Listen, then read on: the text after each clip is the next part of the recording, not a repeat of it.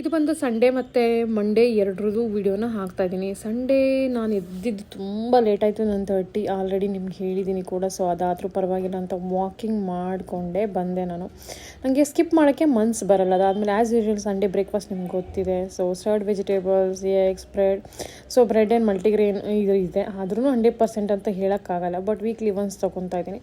That's okay. 2 piece bread ತೊಗೊಂಡ್ರೆ ಏನೂ ಆಗಲ್ಲ. ಅದಾದಮೇಲೆ ಮಂಡೇ ಮಾರ್ನಿಂಗ್ ಆ್ಯಸ್ ಯೂಶ್ವಲ್ ಜೀರಿಗೆ ವಾಟರ್ ತುಂಬ ಜನ ಹೇಗೆ ಮಾಡೋದು ಅಂತ ಕೇಳ್ತೀರಾ.